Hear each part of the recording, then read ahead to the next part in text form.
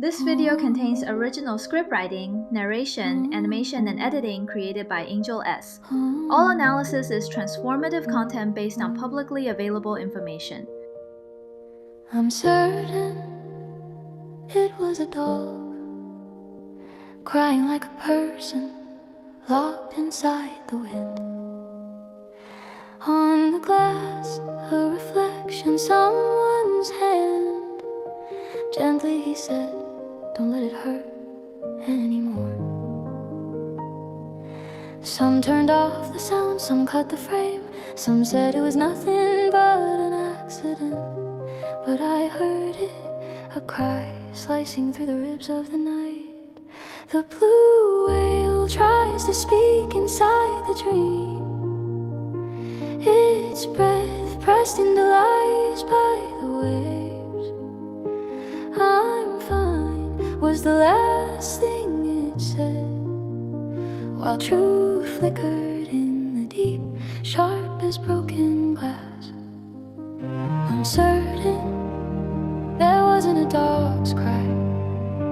It was a person forced to laugh out loud. Shadows on the wall shook like madness. Who was commanding and who pretended innocence? The world grew too quiet, too clean. Even tears were filtered into approved language. But I heard it, that cry echoing under the water. The blue whale tries to speak inside the dream. Its voice pushing through the punishment of the sea. I wanna go home, kept repeating in its soul. Hello everyone, I'm Angel. Today, I'd like to take you through a detailed analysis of psychic medium Sloan Bella's channeling video about Yu Menglong, Allan Yu, providing a more complete and in-depth explanation. This is a remade version of my previous analysis. I know that many of you have seen the earlier version. Some felt that the English was too fast, or that the amount of information was overwhelming. Terms like astrological charts, spiritual warfare, and hidden metaphors may not have been fully absorbed. So this time, I want to spend more time clearly laying out the whole picture. His life, his predestined background, the 3 years of exile, what really happened that final night, and from the psychic's perspective, the state of his soul after death. If you still have questions about all of this and are willing to spend some time listening again, then let's continue together. Before we officially begin, please take a moment to perform a small like and subscribe ritual for this video. That simple action from you truly provides the energy that keeps this channel moving forward. Subscribe, and you'll remember to bring an umbrella when it rains. Click like, and you'll successfully get a table at the restaurant you've been wanting to try. Turn on the notification bell, and you might just snag that plane ticket to Japan. And even that aloof cat at home, the one who always pretends not to care, will glance at you a little more affectionately. All right, now that our little ritual is complete, let's dive into today's topic. Chapter 1. Opening. 3 questions and an overview. What if this story is not just about an actor's death, but about a soul-level war that has been going on for lifetimes? Before we begin, I want to invite you to hold 3 questions in your mind. As you listen, let your own body feel for the answers. The first question: if a soul is chosen, arranged, and placed onto a fixed track even before it is born, do you think what it truly loses is free will or the chance to awaken? This is not fatalism. This is the core theme of this video. Whether a life that has been designed from the start can ever break free. The second question: if a person's fame, energy, and emotional connection with the public are used as a tool, not just for the entertainment industry, but as a chess piece that can influence nations, money flow, or even war, Then before he died, how much did he really see? And what did he refuse? We are not asking, was it an accident? We are asking, which line of power did his refusal cross? The third question, in all of this, are we really just bystanders? When our emotions, fears, compassion, and attention are constantly guided, amplified, and redirected, who is harvesting and who is losing? This is not about conspiracy theories. This is about what a psychic is actually pointing to. Attention itself is energy. If you are willing to walk through this story with these 3 questions, you will realize that the real beginning is not his death. The real starting point is, who is he? And why was it him? And that is what we are going to enter in Chapter 2. Chapter 2. The man and his chart, a chosen soul. On the surface, Yu Menglong looks like a beloved, gentle leading man. But from his birth chart, he looks much more like a perfect container chosen by a system. To understand any of this, the first thing we need to ask is, who is he really? Yu Menglong was born on June 15, 1988. From an astrological point of view, his main placements are Gemini Sun, Cancer Moon, and Virgo Rising. Let's start with Gemini. His sun is in Gemini, and both Mercury and Venus are also in Gemini. People like this think fast, learn fast, and are endlessly curious. They are good at speaking, good at switching roles, and good at performing. You can imagine someone standing in front of the camera, changing characters as easily as breathing. That is exactly what this combination is built for. Then we look at the moon in Cancer. A Cancer moon is extremely sensitive emotionally.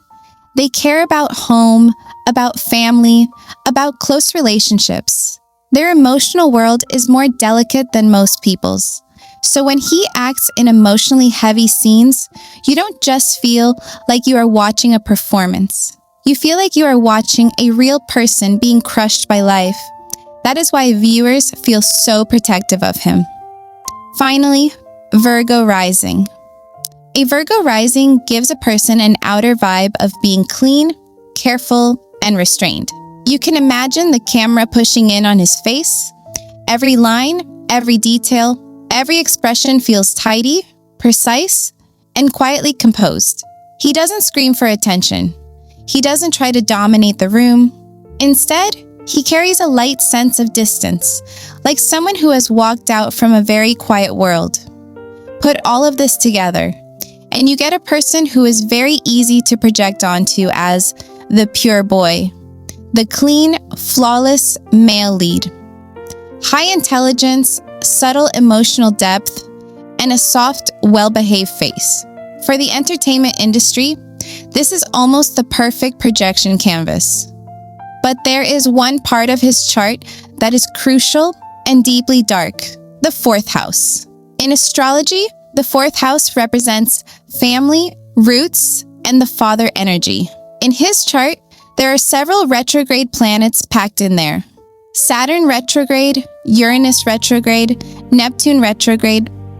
If we translate that into plain language, it means this life, he is assigned to deal with a heavy set of family, ancestral, and father-related burdens. From the moment he was born, his chart was already hinting, this is not a light soul. This is a soul that was chosen and placed into this family, in this country, to carry very heavy lessons. To see what those lessons are, we need to go deeper into what I call the curse of the 4th house.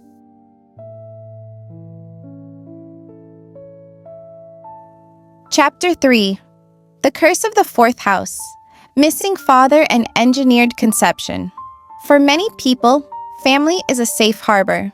For him, family looks more like a quiet crime scene with no confession. Saturn, Uranus, and Neptune are all retrograde in his 4th house. This kind of combination creates a very strong underlying feeling. There are so many things in my family we are not allowed to talk about. I don't really understand where I come from. You can imagine someone looking back on his childhood and always sensing something is off. Empty spaces, missing pieces, questions nobody wants to answer. In practical terms, this often shows up as, first, an absent or emotionally unavailable father. Sometimes the father leaves early and rarely appears. Other times, the father is physically present in the home, but emotionally and mentally, he lives in a completely different world. He is there, but he is not really there. Second, fractures and secrets in the family history. Certain relatives are never mentioned. Major events are glossed over or erased. Even the question, "Who is my real father?" sits in a fog that never fully lifts. In Sloan's psychic visions, Yu Menglong's mother herself did not truly know the real identity of the man who got her pregnant. You can imagine her point of view. She might think she fell in love, had a boyfriend, or maybe got drunk once at a party, and something happened. But on the energetic level, it wasn't a random accident. It was much closer to a calculated placement.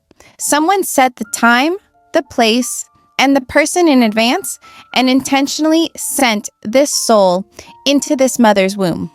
If we trace the mother's family line further up, there is a male figure, most likely the grandfather, or someone one generation above him, who owed a power debt, not just money. A debt made of power trades, favors, political play, and dangerous agreements. That debt was never fully settled, so it fell onto the daughter. In reality, that looked like this. The daughter became a chosen vessel. The child she gave birth to entered this world already carrying a contract. From this angle, Yu Menglong was never just born into this family by chance. He was placed there, a soul thrown into a specific bloodline to repay a very old power debt. To understand the other end of that debt, we have to talk about his biological father, the double agent. Chapter 4. The double agent. Bloodline. The father's role. If the mother's side represents a debt, then the father's side represents a long-running war line. In Sloan's description, the man who actually impregnated his mother is described as a double government agent. A double agent works for two different governments or power blocks at the same time. On the surface, he might look like a normal official, businessman, or consultant.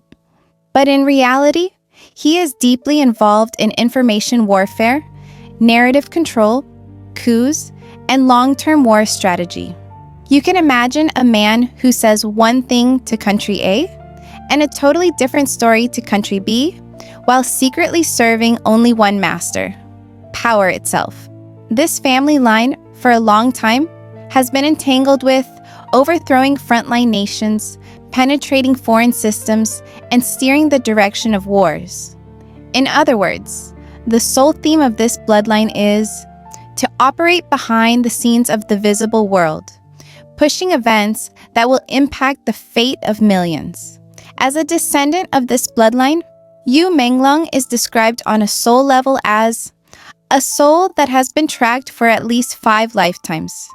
You can imagine a single soul being dropped into different eras and different identities again and again, always being forced to face the same core choice. Will you stand with power, or will you stand with your soul? On the surface, in this life, he looks like just an actor.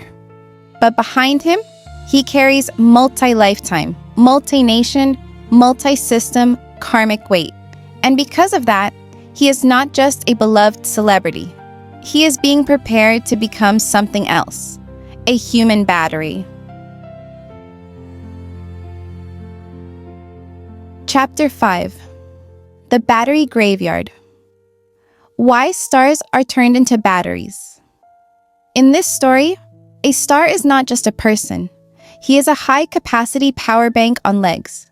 This next idea may sound strange at first, but it is central to this entire case. It is called the battery graveyard. Put simply, it describes the condition of certain souls. There are some beings who, long ago, made extreme choices over and over again.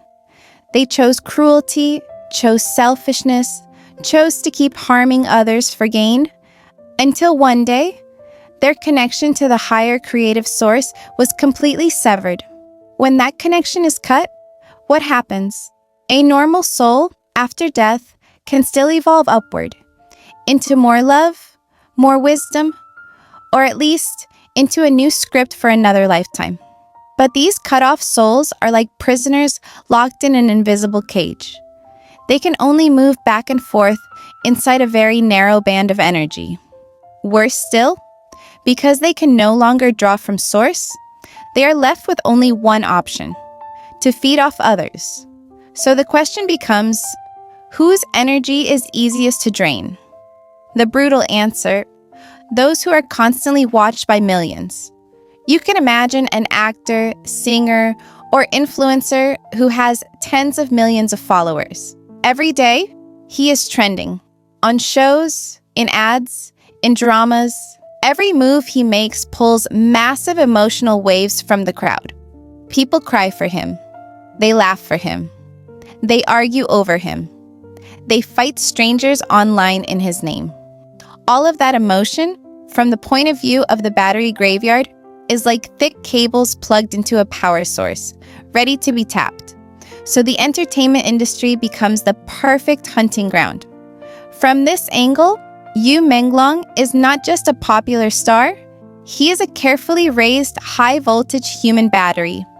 The worship, envy, tenderness, and discussion focused on him can all be converted into a kind of energy currency, used to feed beings that have lost their own creative power and now survive only by harvesting others.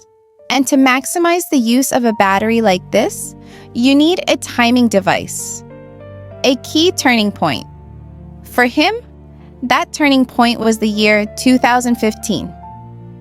Chapter 6. Rise and Contract. The turning point after 2015.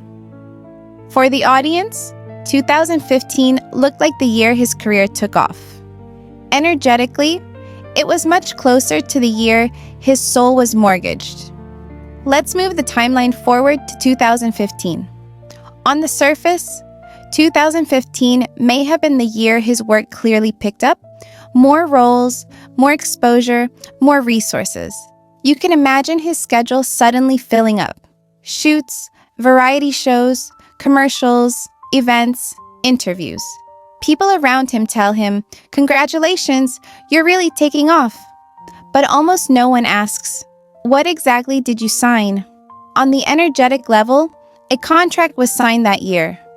It may have looked like a standard agency contract, a cross-border collaboration, or a document about image rights and funding. On paper, he became part of the box office guarantee, a rising, bankable star. But in reality, he was bound more tightly on 3 levels at once: finance, politics, and energy. After that, the people around him started to feel different. You can imagine more and more ordinary people showing up again and again. Assistants, staff, neighbors, friends, who always seem to be nearby, watching, listening, taking mental notes. At the same time, his public image was used to shape how the masses imagine many things. What love looks like, what success looks like, even what the ideal Chinese man should look and act like. In simple terms, from 2015 onward, he stopped being just an actor. He became a carefully engineered projection tool. And what moved behind him was far bigger than entertainment money. When someone is pushed up that high, the next step is rarely just stay there quietly. More often, the next step is send him away, break him down, rebuild him. And that is what his 3 years in the countryside really were. Chapter 7. 3 years of exile. Teaching in the countryside or spiritual hostage? Those 3 years looked like a retreat movie on paper. In reality, they were more like a silent execution. For a period of time, he suddenly disappeared. The public story was simple. He was being frozen out or punished, so he went to a rural school for 3 years to teach children and reflect on himself. For many fans, this even sounded a bit romantic. You can imagine the scene. A star walking away from fame and city lights, living a simple life in the countryside, teaching kids, like an art film plot. But in Sloan's visions, those 3 years were nothing like that. On the surface, it looked like retreat and self-reflection. In reality, it was closer to exile and spiritual hostage-taking. He was placed in a remote location, officially teaching children, but in practice, cut off from the mainstream eye and forced to witness things he should never have had to see. Sloan mentions several very specific images: water, electric current, conductivity tests on fingers, a bathtub used with electricity. You can imagine that scene. Someone is told to put his hands into water, wires are attached, machines are recording numbers, and nobody explains what experiment he is actually part of. These images suggest that some kind of human energy experiment might have been happening there, using water and electricity to measure human energetic reactions. And he was very likely being tested, or at least forced to witness it. More brutal than that were the children. He formed real, emotional bonds with those kids. But the children started disappearing, one by one. You can imagine how that feels. You show up to class, you call out their names, and slowly, there are names that are never answered again. At first, someone might say, "This child's family had an emergency. That one transferred to another school." But when this disappearance becomes a pattern, and the air around it is heavy and strange, it becomes impossible not to feel that something is deeply wrong. These missing kids were not just tragedies. They were used as leverage, tools to emotionally torture him, to break him down from the inside. During this period, he became visibly thin. From the outside, people saw the photos and said, "Wow, he's so skinny now. Is the countryside too harsh? Is he malnourished?" But in Sloan's visions, the real reason he lost weight was that he had become afraid of eating, because he began to suspect, and maybe to know, that what he was being fed was not just food. That question, what am I actually being made to eat, is what leads us straight into the truth behind his refusal to eat. Chapter 8. Truth. He couldn't swallow. Fasting, anxiety, and a black food chain. Sometimes, refusing to eat is not about losing appetite. It is about not being able to swallow your own conscience. From the outside, he looked extremely thin, exhausted and worn down. People said he was stressed or unwell, and rumors began to spread. But if you zoom in on his inner world, you see something very different. This is not just no appetite. This is a deep, soul-level fear and disgust. Fear of where the food comes from, resistance to being forced into evil rituals, and nausea from feeling that every bite might be tied to innocent lives. You can imagine him sitting at a table, staring at the food on his plate. He's not thinking, "Does this taste good?" He's thinking, "If I eat this, what exactly am I helping them complete?" In that environment, he was locked up, watched, and threatened. There were many things he couldn't refuse. He could not always say no. He could not always walk away. But in the end, there was still one thing he could decide: what he would allow into his own body. He could be imprisoned, beaten, threatened, and monitored. But whether he would eat, whether he would let something cross that line of entering his body, that was still his choice. So fasting for him wasn't just a physical reaction. It was a spiritual act of passive resistance. On the surface, it looked like a star getting too skinny. In reality, it was a person using his own body to say, I refuse to participate in this cycle any further. And once someone starts to understand what kind of system they are trapped inside, their vision shifts. The question is no longer just, what's on my plate? The question becomes, what system is using my face, my name, and my body as a tool? That takes us straight to what happened after he returned to the city, when he realized he was not just an actor, but a financial and political instrument. For Chapter 9, after his return, used as a financial and political tool, he thought he was coming back to showbiz. In truth, he was stepping into a more sophisticated cage. After those 3 years, he was brought back to the city and reintroduced to the public eye. To the outside world, it looked like a comeback story. He's on screen again, acting, appearing on shows, being talked about and promoted.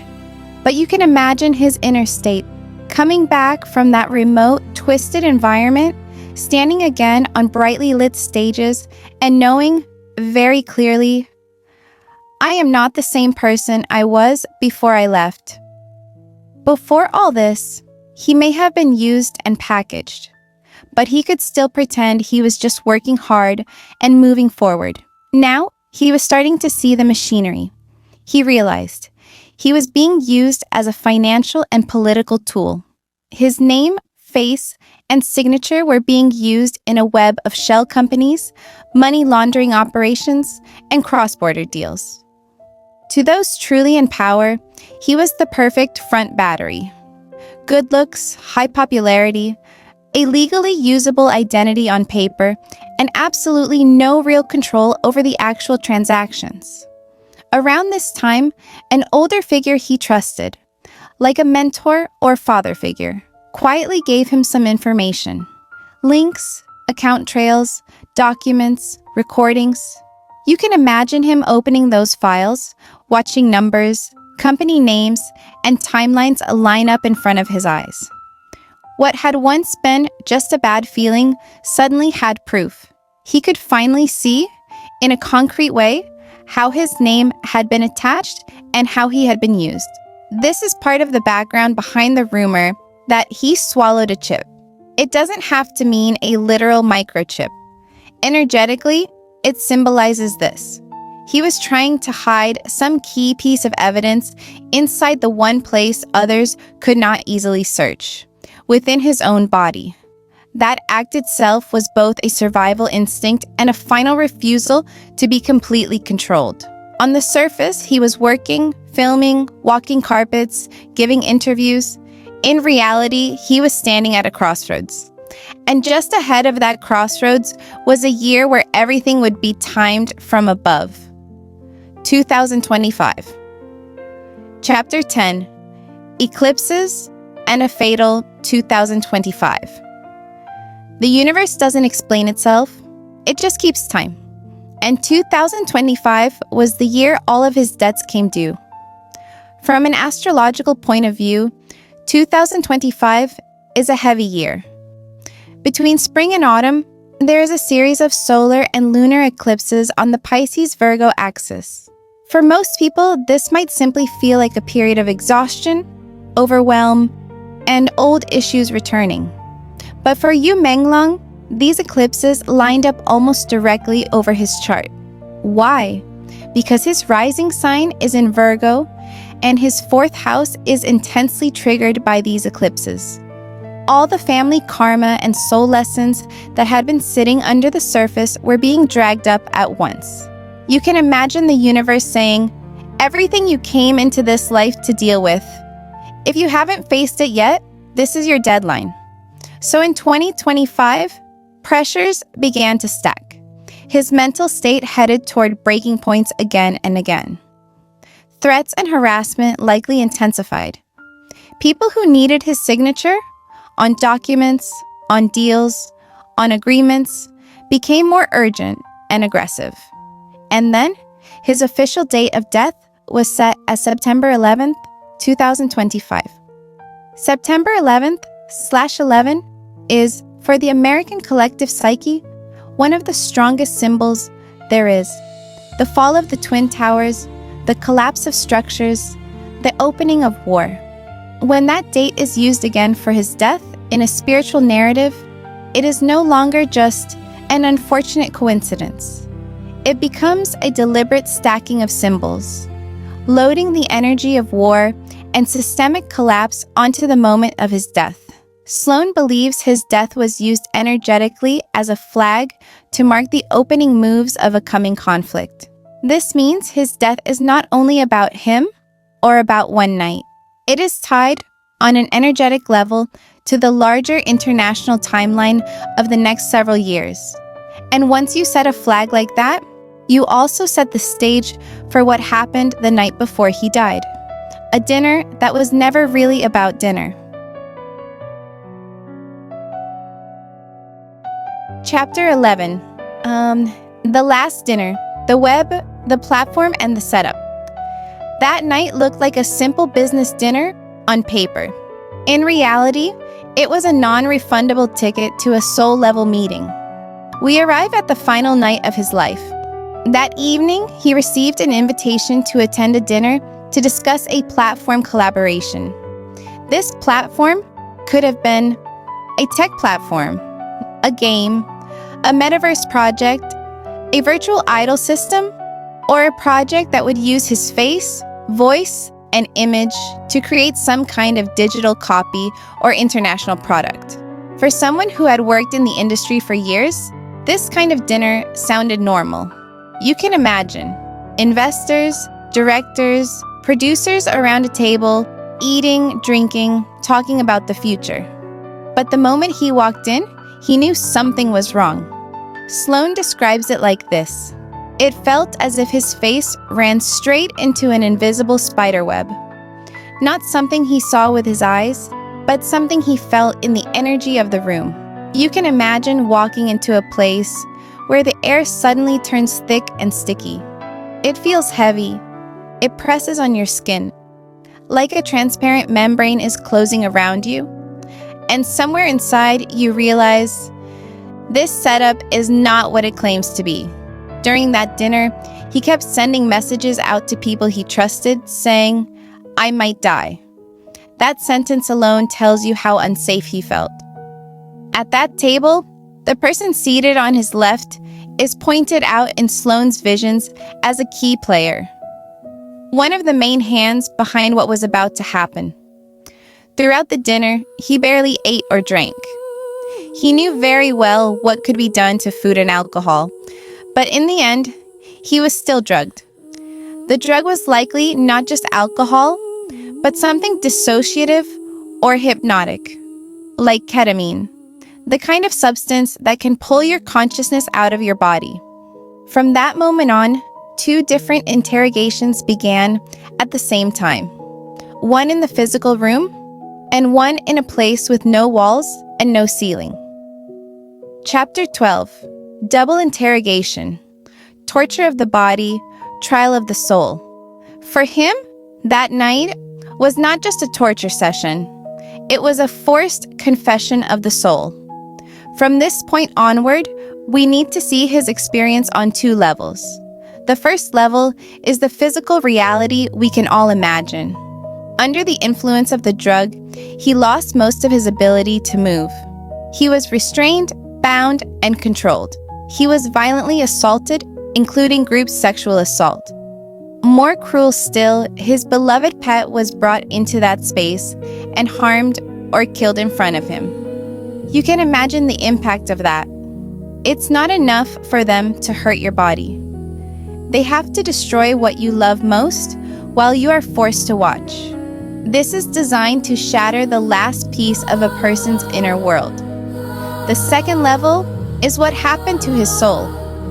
As the drug pulled his awareness out of his body, he was brought on another plane into a kind of hall or chamber where a godfather-level entity was waiting. There, he was not being asked, "Do you want to keep acting?" He was being asked, "How much do you know? What have you seen? Will you cooperate with the script we want to run for the next few years?" In that space, footage and images from his time in the countryside, especially those involving children, were used as weapons. You can imagine it like this. His body was being tortured downstairs, while upstairs, in an invisible room, his soul was being forced into a negotiation. This is a double interrogation. The body is abused and controlled. The soul is pressured to consent and to sign. And what they wanted him to sign wasn't a document. It was a commitment to power a timeline of war. Barb, Chapter 13, What They Really Wanted. Using one man to start a war timeline. That night, they weren't really after his signature on paper. They wanted his energy to endorse an entire future war script. So what did they want him to sign that night? This signature was not about ink. It was about soul-level consent. According to the channeled messages, they wanted to use his signature and his energy to place a special mark on his bloodline. That mark would then be used between 2028 and 2030 to ignite a large-scale conflict involving China and the Middle East. You can think of it this way. They needed a trigger. And that trigger would work best if it were a person the public loved deeply, trusted fully, and projected their hopes onto. His father's line already carried the energy of overthrowing frontline nations and steering wars. In this generation, he was being prepared to become a soft-spoken double speaker, someone who can move between countries, tell one story to side A and another to side B, using his fame and likability to quietly push a specific agenda. If, on the soul level, he had said yes, many future actions could have been pushed forward more smoothly. This is also why his death was scheduled on September 11th. 9/11 is already a global symbol for the fall of a system and the launch of war. By stacking that symbol onto his death, it sends a very loud message on the energetic level. This man's death is a banner to open a new sequence of conflict. On the surface, it looks like a drunk actor falling from a building. In reality, it was an attempt to turn his life into a key built into the timeline of war. But here is the crucial part. He did not fully agree. That decision changed how he died and where he went after he left his body, which leads us directly into the state his soul entered next, the cocoon. Chapter 14, Death and the Cocoon. What really happened, he did not feel every second of the torture, because at the breaking point, his soul was pulled off the battlefield. At this point, most people will naturally ask, did he feel all of that pain until the very end? Sloan's answer is no. The strong drugs created a distance between his body and his soul. When the suffering passed a certain threshold, his soul was removed, taken out by higher beings who were watching. In other words, during the most brutal part of what was done to his body, the real him was no longer fully inside. The attackers saw a body struggling, trembling, and reacting. They believed they were feeding on his pain. But the part of him that mattered most, his soul and his core energy, had already been evacuated from that space. In the psychic vision, his soul was taken to a quiet, beautiful place and placed inside a huge, egg-shaped cocoon. From the outside, it looks like an opaque egg floating in a calm, gentle field of energy. This cocoon state has several purposes. First, to call back the fragments of his energy that had been cut, drained, or scattered across many lifetimes. Second, to cut all the battery cables that were still attached to him, so the battery graveyard could no longer easily plug into his field. Third, to give him a protected space to heal from the extreme trauma of this lifetime, and finally end the cycle of being hunted, kidnapped, and used over and over again. So from the soul's perspective, even though he left this world in a very painful way, his final choice to refuse to eat, to refuse to sign, to refuse to become a tool for war, opened the path for him to be taken into this cocoon and to begin a journey that actually moves upward. For him, this is the beginning of release. But for those still alive who helped make that night happen, the real consequences are still on their way. Chapter 15. The story isn't over. Around 2027 and our responsibility. His story has already carved a mark into the timeline. From here on, it's the living who will have to pay. So, is that the end? According to Sloan, no. The people who were at that dinner, those who ordered, those who acted, and those who watched in silence, will each face their own form of reckoning in the coming years. This reckoning won't always look like police knocking on their door. It may show up as a close family member dying suddenly, a business empire collapsing overnight for no logical reason, a body that falls apart with illnesses which have no clear medical explanation, or being cleaned up by the very system they thought they served, cut off as a liability once they know too much. For that larger structure, the noise and risk created by that night have already exceeded what the original script required. When they move on to the next stage of their bigger plans, they will not want a crowd of witnesses still walking around. And for us, the ordinary people watching from our screens, this is not just one tragic celebrity case. It also exposes several crucial issues of our time. First, information warfare. Who decides what we get to see and what is kept from us? Who decides which narratives are amplified and which ones are silenced? Second, energy warfare. Who is harvesting our emotions and attention? And what are we unknowingly feeding with that energy? Third, the manipulation of mass consciousness.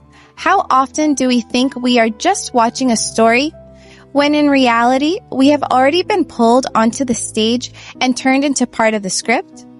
So the next time a public figure suddenly falls, is smeared, or is completely erased, maybe we can pause before we rush in to consume the drama.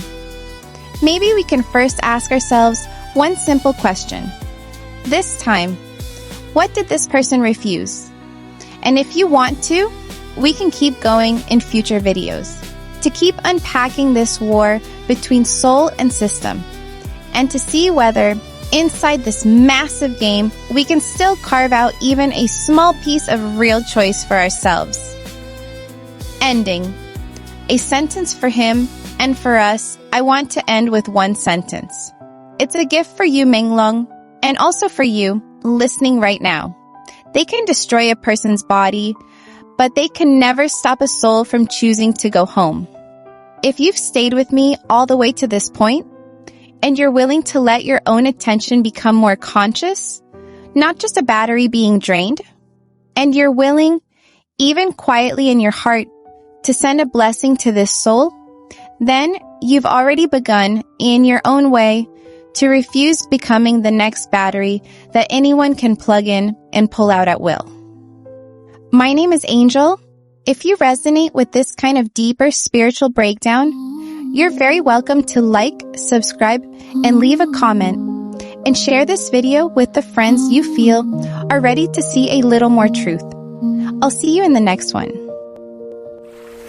I'm certain it was a dog crying like a person locked inside the wall. On the glass, a reflection, someone's hand. Gently he said, don't let it hurt anymore. Some turned off the sound, some cut the frame, some said it was nothing but an accident. But I heard it, a cry slicing through the ribs of the night. The blue whale tries to speak inside the dream. Its breath pressed into lies by the waves. I'm fine was the last thing it said. while truth flickered in the deep, sharp as broken glass. I'm certain there wasn't a dog's cry. It was a person forced to laugh out loud. Shadows on the wall shook like madness. Who was commanding and who pretended innocence? The world grew too quiet, too clean, even tears were filtered into approved language. But I heard it, that cry echoing under the water. The blue whale tries to speak inside the dream. Its voice pushing through the punishment of the sea. I wanna go home, kept repeating in its soul. Who will hear it? Who will answer? If truth had a voice, it would sound soft and aching like his. It wasn't a cry for rescue. It was the cry of someone still hoping to be believed.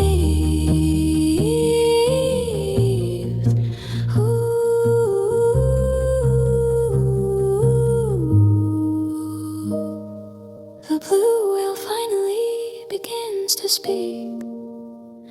I'm still here, just know